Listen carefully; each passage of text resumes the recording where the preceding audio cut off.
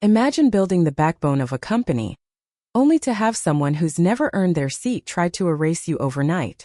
What would you do if your entire career was dismissed in seconds? Before we dive in, tell me in the comments, where are you watching from? And what drew you to this story today? The first warning sign wasn't the smug curl on Lucas Callahan's face. It was the email, sent at 7:58 a.m., with no subject line and the word urgent typed like someone pounding on a locked door.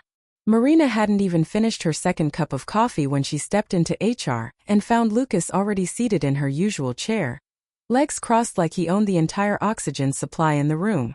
He didn't acknowledge her, just tapped a pen against his perfect teeth, the way someone might check their reflection instead of dealing with real responsibilities. Across the room, the HR representative sat stiffly in a corner, avoiding eye contact like she was waiting for a fire drill to end. That was the moment Marina realized she already knew what was coming. Lucas finally lifted his gaze, stretching her name out like it inconvenienced him. "Marina, thanks for coming in early. This won't take long." He launched into a speech clearly memorized from some corporate blog post about operational efficiency. Words like streamlining, cost realignment, and fresh strategic outlooks floated from his mouth with all the sincerity of a parking ticket. Then the punchline, effective immediately, her position was being eliminated. He delivered it with a smile, like he just discovered fire instead of dismantling the backbone of the department. Marina didn't plead. She didn't protest. Instead, she simply nudged her company laptop across the table, as gracefully as handing off an expired warranty, and rose from her seat. No dramatic exit, no raised voice, just a quiet, poised retreat.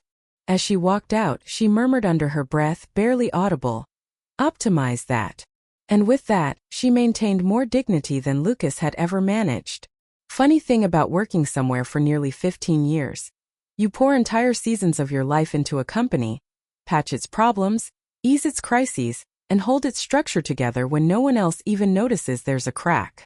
Then someone with an inherited title and a shiny degree strolls in, and with one signature, decides you're irrelevant before the clock even hits 9. Back in what used to be her office, Marina packed a small box of essentials, framed pictures of her rescue dogs, a quote from her mother that read, "Never retaliate, calculate," and tucked beneath the drawer, a flash drive labeled simply, Clause 9B. She didn't cry. She didn't even exhale sharply. She just walked toward the glass door she had opened every workday for a decade and a half, except this time she paused. She gave the receptionist a warm nod and said, "No need to deactivate my login just yet." A simple sentence but loaded, because Lucas hadn't removed an employee. He'd unplugged the wrong power source. The cardboard box was still warm from the car ride when Marina set it down on her dining table, right beside a wilting orchid and an unopened bottle of red wine she'd been saving for a proper celebration. This wasn't the win she had imagined, but it would do. Instead of pouring herself a glass, she crossed the living room to a tall, unassuming cabinet most visitors assumed held holiday decorations. Marina slid the front panel aside, keyed in a 6-digit code, and waited for the soft mechanical click. Inside, pristine folders sat stacked like museum exhibits, carefully archived, untouched by time, and far more valuable than anyone at the company seemed to remember. She sifted past old tax forms, performance summaries, and a sealed envelope labeled Callahan Original. Inside was the document Lucas didn't know existed. Her early-stage contract from the days when the organization was barely surviving its financial spiral. Back then, the real CEO, Lucas's father, Walter Callahan, had been desperate enough and wise enough to offer her something unconventional in return for rebuilding half the company's operational systems from scratch. Clause 9B. A seemingly ordinary section buried between arbitration terms and standard confidentiality obligations. But Marina remembered every line. Ownership of any software she created using her personal equipment. A modest equity percentage once the company hit a certain revenue milestone. Something achieved 3 years earlier without her ever receiving a payout. And the most important part, no major restructuring decisions could be implemented without her approval, as long as her systems remained active in the company's operations. Her software wasn't just still active, it was the backbone of the entire logistics chain. They had simply renamed it last year to make it appear new. Marina didn't rant or pace or crumble. She opened a scanner app, methodically digitizing every page. One copy went to her personal cloud, one to her longtime employment attorney, and one to board member Elaine Serrano, who had once told her over lunch, "If the power players ever forget your value, send me proof. I know what to do." By the time the scans were delivered, Marina was already drafting a clean bullet list summarizing which current systems still relied entirely on her original coding architecture. Spoiler: all of them did. She closed the cabinet, locked it again, and finally uncorked the bottle of wine, pouring herself a careful half glass.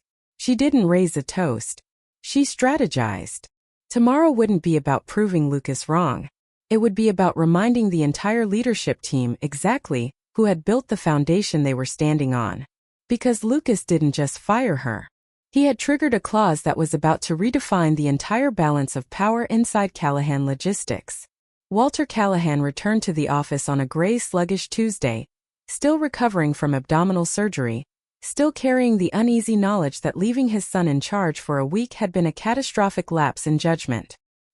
His assistant, Sharon, stone-faced, 60-something and widely feared for her accuracy, met him at the elevator holding a stack of files and a sticky note that read simply, "You'll want coffee first." When Walter stepped into his office, he saw it immediately. A printed packet placed dead center on his desk like a legal landmine. Marina's scanned contract. 3 copies. Neatly clipped. Waiting. Clause 9b was circled in red. His stomach tightened, not from the surgery but from recognition. He knew exactly what those words meant, and exactly how badly Lucas had miscalculated. He lifted the document, hoping for some misunderstanding. Maybe Marina was just sending a warning. Maybe she wanted leverage, not consequences. But then he reached the last page, the notary seal, the date, his own signature. 15 years earlier, Marina had rewritten the entire company's logistical infrastructure from her kitchen table on an outdated laptop during a crisis that nearly shuttered the firm. She had saved them, not with speeches but with systems. Sharon poked her head in again. "I already texted him," she said. "He's on his way." Walter didn't thank her. He just kept reading Clause 9b, line by line, like a man reviewing the blueprint of a disaster he'd built himself. A knock. Lucas strode in with the swagger of someone who thought confidence was a substitute for competence. "Welcome back," Lucas said, dropping into the guest chair. "Glad to see you're recovering. I've made some big decisions while you were out." Walter didn't look up. "Did you terminate Marina-chan?" "Yep. HR approved everything," Lucas replied breezily. "Her role was outdated. Honestly, she was slowing us down. You always said we needed to cut expenses, so I cut." Walter finally met his son's eyes. His voice was low and steady. "Did you read her contract before you did this?" Lucas scoffed. "It's 100 pages of outdated legal language. She's bluffing. She sent the board some old PDF trying to stir up sympathy. Standard ex-employee move." Walter slid the contract across the desk. "Read Section 9. Paragraph B." Lucas picked it up like it was a restaurant menu. Then he read the clause, and his smirk dissolved. "Wait, this is real?" Lucas stammered. "Why would you ever give her this kind of authority?" Walter leaned back, tired and incredulous. "Because 15 years ago, our company was weeks from bankruptcy. Marina rebuilt our operational nerve center from nothing. That clause protected her contribution." He tapped the paper. "And since her systems are still in use, your termination of her is invalid without board approval. You've put us in breach of contract, of IP policy, and possibly of equity compensation law." Lucas paled. "But I already filed everything. Her severance package is processing." "Then hope she doesn't accept it," Walter said quietly. "Because if she moves forward, she's not just getting her role back." Walter let that hang in the air. "She gains influence over decisions you thought were yours." And for the first time since Lucas had stepped into leadership like it was a stage he didn't earn, something cracked behind his eyes. A flicker of fear. Walter didn't soften. "Marina doesn't escalate unless she already has every receipt she needs. If she's contacted Elaine Serrano." He didn't finish the sentence. He didn't need to. The unraveling didn't begin with explosions. It began with tiny, annoying fractures. The kind of issues Marina used to prevent before anyone even knew they were possible. On Wednesday, a major client in Denver called 3 times asking why their freight tracking wasn't updating. By the 4th call, they were threatening to reconsider their contract. Thursday, 2 invoice records simply vanished from the database.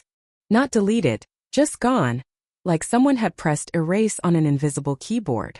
Friday, an entire batch of routing data sent pallets of replacement batteries to a distributor across the country, costing the company thousands in emergency corrections and a very awkward apology letter.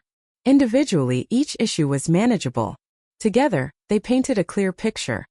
The company's operational stability had walked out with Marina's box of office belongings. Everyone felt it. The break room whispered her name. Slack threads danced around the topic using memes and inside jokes. Even the office gossip channel grew cautiously respectful. "Did you hear about Clause 9b? Someone muttered near the printer. "She basically holds the keys to half the system. I heard she contacted the board before she even pulled out of the parking lot." Elaine Serrano didn't engage in gossip, but her silence was louder than alarm bells. When Elaine stayed quiet, people took notice, especially the executives. Then came the discovery that shifted the atmosphere from nervous to electrified. Jamie, a soft-spoken systems analyst known more for his calm demeanor than confrontation, had spent 2 hours reviewing code dependencies for an upcoming update. Buried deep inside the automation scripts, he found a line of code tagged clearly, "Copyright M. In routing logic version 3.0. He stared at it, stunned. Then he dug deeper. Version logs. Watermarks. Embedded metadata. The entire core structure of the operations system wasn't just inspired by Marina's architecture. It was Marina's architecture. Jamie did what any cautious but intelligent junior analyst would do. He took screenshots, backed up the logs, compiled everything into a folder discreetly labeled System Notes. Then he printed the page and placed it on his manager's desk with a sticky note reading, "Pretty sure we owe Marina royalties?" By lunchtime, that sticky note had traveled 3 desks over. HR saw it by 3 p.m. Legal saw it by 5. By Monday morning, Walter's inbox was flooded with messages titled, "Urgent IP Ownership Review." Marina hadn't posted anything online. Not a single cryptic quote. Not a dramatic exit message. Her silence echoed through the building like a missing support beam. Everyone could feel the structure shifting. The truth was becoming impossible to ignore. Marina Chun wasn't a former employee. She was now a liability the company had accidentally activated and desperately needed to defuse. At 6:02 a.m., just as the building lights flickered on and half the executive suite was still nursing their first sips of caffeine, Marina's email hit every board member's inbox. It was calm, precise. 5 paragraphs. No hostility, no accusations, just a surgical outline of facts. She explained that she had been removed from her position without proper board consultation, despite Clause 9b requiring her approval on restructuring decisions involving systems built on her intellectual property. She attached documentation, her original contract, code fragments showing her authorship tags, system architecture summaries, and evidence of continued usage of her proprietary framework. She ended with a professional note, stating that she assumed this was an administrative oversight, but needed clarification due to the legal implications of royalty delinquency and breach of contract. She CC'd no one from HR, no project managers, and certainly not Lucas. Only the board. Only the people who mattered. After hitting send, Marina stood up, poured the last of last night's wine into her glass, and prepared her breakfast avocado toast, with the serenity of someone paying a parking meter, not rewriting a company's internal power structure. Because for her this wasn't chaos. This was routine. This was what happened when someone mistook her professionalism for passivity. By 8 a.m. responses began rolling in. The first was from Margaret Doyle, known for catching compliance issues before anyone else even smelled trouble. Her message contained 4 words. "When can you meet?" The second email came from Elaine Serrano. "We need to talk today." At 8:37 a.m., Marina received a blind-copied internal thread. The subject line read, "Termination Protocol Review plus Royalty Risk Exposure." She didn't respond. She didn't have to. She had already set the wheels in motion. At 9:10 a.m., the top floor slipped into a quiet panic. Meetings were rearranged. Doors closed. Notes were whispered. Someone canceled Lucas's 10 a.m. vision for tomorrow presentation without notifying him. Walter Callahan arrived at the office carrying a manila folder and the weary look of someone walking into a storm built from his own past decisions. Legal had already begun pulling every restructuring document Lucas had approved. Vendor agreements, NDA renewals, even the new partnership deal he'd rushed to complete 2 days earlier. That's when they found the worst of it. Lucas had authorized a system overhaul that duplicated parts of Marina's framework without attribution or licensing compensation. The term willful infringement appeared in several emails. So did malicious restructuring. And one attorney wrote a sentence that made everyone go still. She may be owed retroactive equity corrections. Meanwhile, outside the glass walls, Lucas was posing for a marketing photo about innovation culture, smiling like he was planting a tree instead of standing on a fault line. Inside, something entirely different was underway. An unscheduled audit, a cascade of legal memos, and the first whispers of a leadership shakeup no public relations team could spin. And Marina? She still hadn't replied to any of them. Because real power doesn't ask for the room. It walks in later, quietly, holding documents sharp enough to reshape entire careers. Lucas discovered the private board meeting the same way he discovered most important things lately. By accident and far too late. He walked into the executive lounge mid-morning, latte in hand, scrolling through motivational business posts like they were fortune cookies. That's when he froze. Elaine Serrano, Walter, Margaret Doyle, and the entire legal team were filing into conference room B. No invitation to him. No notice. Not even a polite "you're not needed." Sharon, who normally greeted him like royalty, walked past without a glance. She carried a folder marked ChinIP Audit/Clause 9B. A chill spread down Lucas's spine. Something cold, unfamiliar, and shaped like dread. His stomach clenched like he'd swallowed gravel. He practically sprinted back to his office and dialed Marina's number. Ring ring voicemail. He tried again. Straight to voicemail. Finally, he left a message. One even he didn't sound convinced by. Hey, Marina. I think we got off on the wrong foot. Maybe we can talk privately? Call me back. His voice cracked right on the word privately. 15 minutes later, he received a response, but not from her.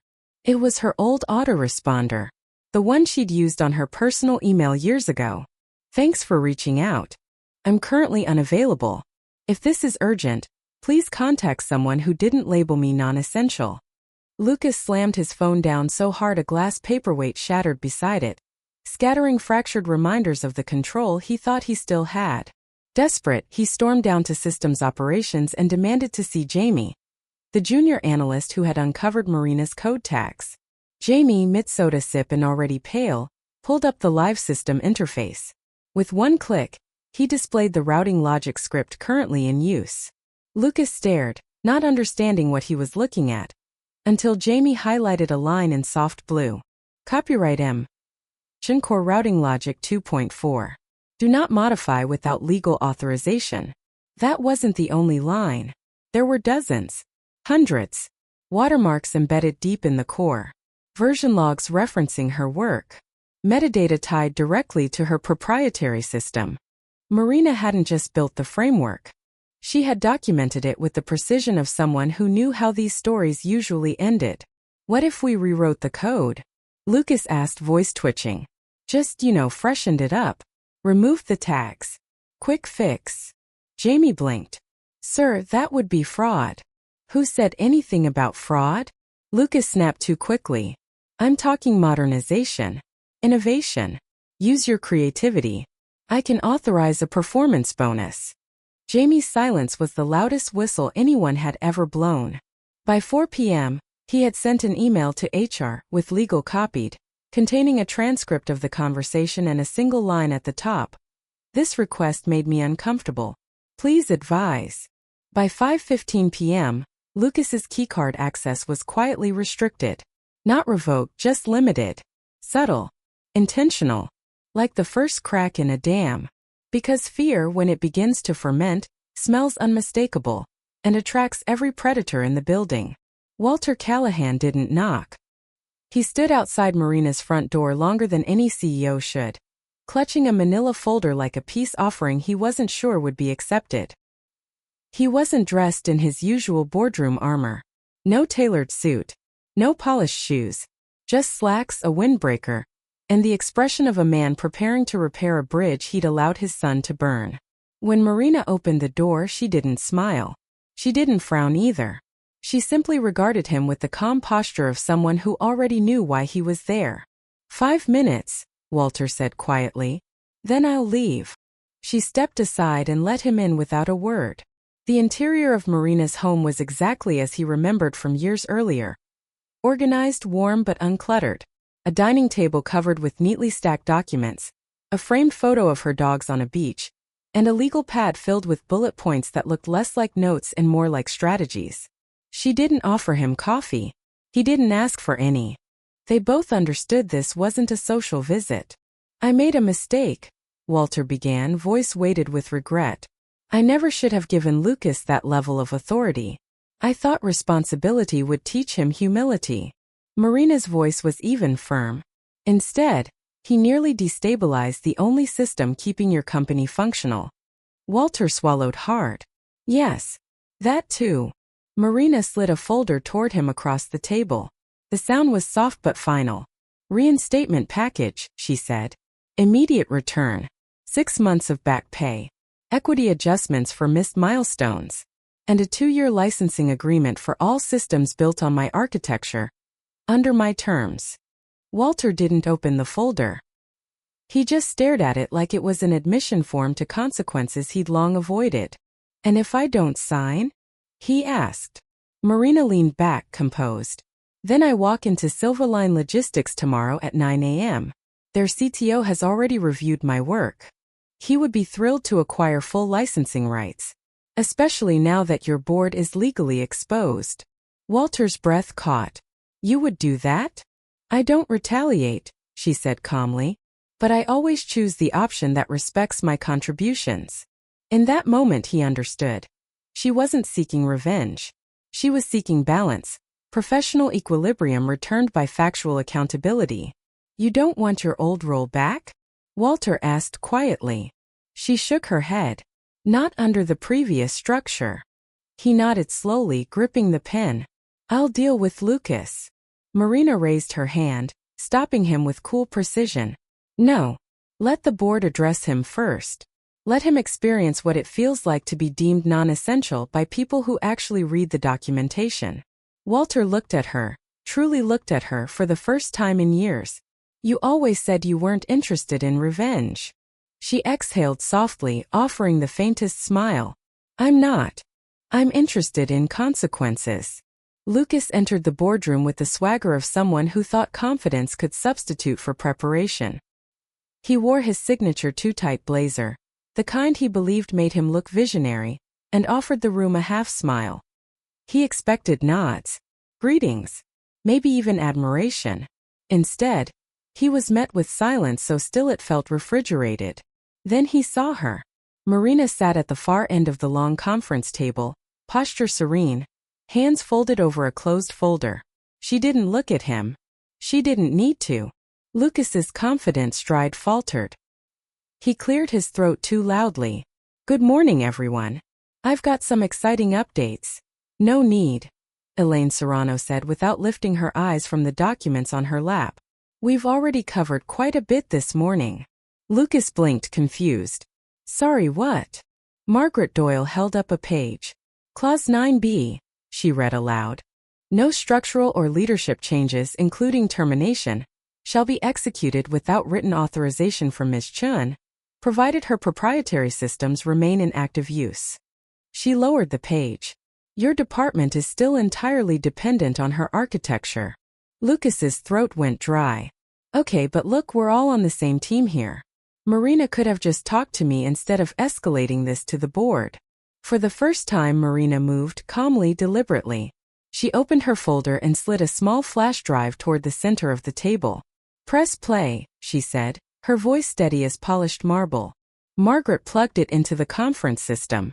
The screen behind them flickered to life with a clean, high-resolution recording of the company's freight automation dashboard.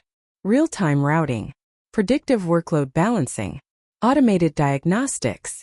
In the lower right-hand corner, barely noticeable yet undeniably present, was a watermark, powered by M. Chan licensed IP. Silence thickened. The kind of silence that closes doors careers rarely reopen. The CFO spoke first. 3 partner firms have already contacted us. One is preparing a complaint for non-disclosure of external IP in contract negotiations. Elaine added, if we don't resolve this immediately, we could face layered financial penalties and a mandated system relicensing. Lucas's voice rose a pitch. So you're siding with her over me? Elaine didn't hesitate. We're siding with the company over unnecessary liability. She turned to Marina. Ms. Chan, have your conditions changed? Marina gave a single nod. Only regarding timeline. Walter cleared his throat. We've reviewed her reinstatement proposal. The board has the final say. A brief vote. Unanimous. Marina's return was approved on the spot. But she didn't reach for the contract. Instead, she rose, adjusting her blazer with quiet finality. Thank you, she said. But I won't be returning. A ripple of confusion passed around the room. Even Walter's eyes widened. Marina continued. I had another meeting this morning. Silverline Logistics. They offered full licensing autonomy, equity, and no Callahans attached. It's the right fit. Lucas opened his mouth to object, but she glanced at him just once. It was enough to silence him more effectively than any reprimand. She gathered her folder, walked toward the door, and paused only briefly. For whoever steps into my former role, she said without turning around, the first thing you'll want to do is change the system passwords. I'm not entirely sure what's still in his inbox. Then she walked out, calm, composed, and completely untouchable. Lucas dropped into a chair, sweat beading beneath his collar, as the board began quietly discussing interim leadership. No one asked for his input. No one would again. As Marina stepped into the sunlight outside Callahan Logistics for the last time, she didn't look back. Not because she was avoiding the past, but because she was already facing her future. Her phone buzzed. A text from Silverline Logistics. Welcome aboard. Excited to work with you. She allowed herself one small, satisfied breath. Not victory, clarity. Inside the boardroom, the conversation continued without her. Terms like interim restructuring, compliance remediation, and leadership reassessment floated through the room like disinfectant. Necessary. Sterile. Late. Walter sat alone at the head of the table, staring at an empty chair across from him. The seat Lucas had once occupied with arrogant ease. Now it sat like an unpaid bill. The board didn't waste time. Margaret Doyle began outlining emergency governance protocols. Elaine Serrano drafted new compliance oversight requirements. Legal compiled a timeline of Lucas's decisions to determine which could be reversed, and which had already caused financial exposure. Lucas remained slumped in his chair, eyes unfocused. The blazer he'd chosen to project authority now looked like a costume he no longer fit. Every so often he opened his mouth as if to object, but the room moved past him like he wasn't there. He'd gone from future leader to immediate risk in the span of a morning. Consequences move quickly once they choose a direction. Walter cleared his throat. We need to discuss succession planning. It was the kindest way he could phrase what everyone knew. Lucas could no longer be trusted with authority that carried real weight. Lucas finally spoke. You're demoting me? After everything I've done? Elaine didn't look up from her notes. You've created liabilities we cannot afford. Accountability isn't punishment. It's structure. Margaret added. This isn't personal. It's procedural. The board began listing departments that needed new leadership. Compliance. Operations. Technology. Every area Lucas had touched required repair. Walter watched his son sink deeper into the chair and felt the sting of hard truth. Some lessons can't be inherited. They must be lived. Meanwhile, across town, Marina entered Silverline's headquarters. The lobby buzzed with energy, new systems, new ideas, new opportunities. Things Lucas had never understood. Innovation requires humility, not entitlement. The CTO greeted her with a handshake and a smile. "We've reserved a workspace for you. Your autonomy here is essential. We want your vision, not your restraint." As she followed him down the hall, Marina felt a quiet sense of alignment. She hadn't destroyed anything. She hadn't retaliated. She had simply acted in accordance with the value she brought, and refused to let anyone rewrite her story. Back at Callahan Logistics, the boardroom discussion continued late into the afternoon. Policies were rewritten, access levels reassigned, leadership roles restructured. Lucas wasn't asked to sign anything. They handled around him, not with him.